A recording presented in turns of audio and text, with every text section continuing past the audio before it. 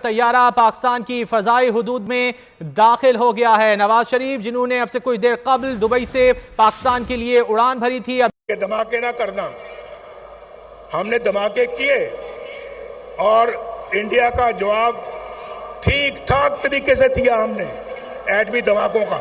क्या आईएमएफ वाले भी आंखों से अंधे हो चुके हैं? उन्होंने ये देखा नहीं है जलसा कि किस तरीके से एक चार्टर जहाज से एक बैंकरप्ट कंट्री का नेक्स्ट प्राइम मिनिस्टर जो है वो लैंड किया है और 2 जहाज हायर करके फूलों की पत्तियां निछावर की गई। मेरी जगह कोई और होता, वो अमेरिका के सदर के आगे बोल सकता था।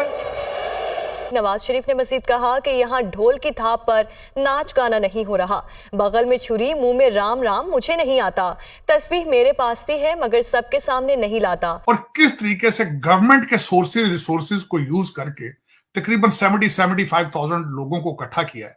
आईएमएफ वाले ये सारा ड्रामा देख रहे हैं। आज मेरा ये क्वेश्चन है उनसे कि आप जब अपने पांव के तलवे चिटवाते हैं इनसे और अंगूठे लगवाते हैं, इनके गुर्दे लिखवाते हैं जब इनसे, उस वक्त ये आपको बताते हैं हमारे पास तो खाने के लिए कुछ भी नहीं है। मौजूदा जो सियासी सूरत हाल है, Sardar Latif Khosa as a politician, as a आईनी माहिर, क्या साफ शफाफ इलेक्शन होते हुए देख रहे हैं? लोग तो शर्तें लगा रहे हैं कि मियां साहब वजीर आज़म बन गए हैं। पाकिस्तान के बहुत से लोग, बहुत से अवाम शेर आया और शेर एक बारी फेर के नारे लगाते भी देखे गए।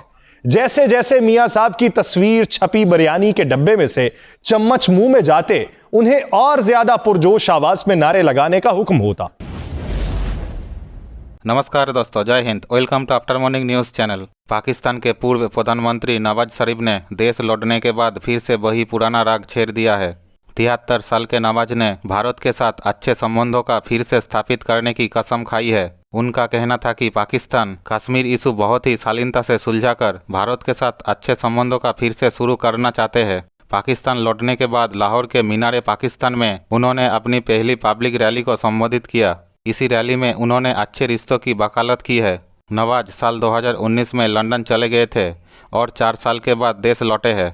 नवाज जो अच्छे रिश्ते की बात कर रहे हैं, उनके कार्यकाल में भारत को सबसे बड़ा धोखा झेलना पड़ा था। साल 1999 में कारगिल की जंग हुई थी, जबकि उसी साल भारत ने लाहौर तक एक बस चलाई थी। और उसके बाद 2018 में नवाज शरीफ और बेटी मरियम दोनों करप्शन केस में पाकिस्तानी जेल की सजा काट रहे थे। नवाज शनिवार को 4 साल लंदन में बिताने के बाद दुबई से इस्लामाबाद पहुंचे। अपनी जमानत के संबंधों में लीगल फॉर्मेलिटीज पूरी करने के बाद वो पंजाब प्रांत में PMLN के घर लाहौर के लिए रवाना हुए। लोग तो शर्तें लगा रहे हैं कि मियां साहब वजीर आज़म बन गए हैं। वो एक कागजी कार्रवाई है, इलेक्शन कब भी होते हैं वो अल्लाह बेहतर जानता है। भट्टी साहब ये लिख ले, अगर शफाफ इलेक्शन होता है तो एक सीट भी नवाज शरीफ लाहौर से नहीं ले सकता, एक सीट नहीं ले सकता है। और ये जो माशाअल्लाह इलेक्टेबल्स जो बने हैं, वो चाहे तरीन पार्टी बनी है, चाहे खटक पार्टी बनी है, चाहे साउथ पंजाब का कोई बनने जा रहा है, या जो बाप पार्टी का तो मैं नहीं कहता, वहाँ तो होती नॉमिनेशन है, ये एक भी इनमें से इलेक्ट नहीं होगा। अवाम के गैज़ो गज़ब से डरो। अब उनके गुस्से को देखो, ये इनकी बिरयानियाँ भी खाएंगे, इन्हीं की गाड़ियों पर चढ़ के भी जाएंगे। इनके होंडा मोटरसाइकिल जो इन्होंने माशाल्लाह ऑफर कर रखी है, 100 अगर बंदे आएंगे तो एक होंडा मिलेगा, 200 लाएंगे तो 2 होंडा मिलेंगे, वगैरह वगैरह। वो सब कुछ लेने के बावजूद वोट नहीं मिलेगा नवाज शरीफ को या पाकिस्तान मुस्लिम लीग नून या PDM को, बिल्कुल नहीं मिलेगा। अवाम का जो गुस्सा है, जो कुछ इन्होंने, इनका बयानिया है क्या, ये किस मुंह से जाएंगे, किस मुंह से जाओगे? गालिब, शर्म तुमको मगर नहीं आती? मुझे बताएंगे 18 महीने में कोई एक बात बता दे, एक बात जो इन्होंने अवाम की बहबूद और फलाह और उनकी बेहतरी या मुल्क की बेहतरी के लिए की हो, या आइन पर अमलदारी की हो, या कानून पर अमलदारी की हो। कोई एक बात तो बता दे। तो ये क्या लेके जा रहे हैं कि जी नवाज शरीफ आएगा तो दूध की नदियां बहने शुरू हो जाएंगी, नवाज शरीफ आएगा तो एक फलाही ममलिकत और रियासत बन जाएगी। ओ भाई, पाकिस्तान का बाकी बचा खुचा जो कुछ रह गया है उस पर रहम करो। धरती माँ को जिस तरह लूटा है आपने, वो सबके सामने है। कोई पनामा लीक को पाकिस्तानी किसी एजेंसी की बनी हुई नहीं थी। और फिर जो ब्रॉडशीट वाली कंपनी आपने एंगेज की थी, उसने दुनिया के जो है मुख्तलिफ डिटेक्टिव रखे थे जिन्होंने एसेट्स आपके ट्रेस करके सारे सामने रखे।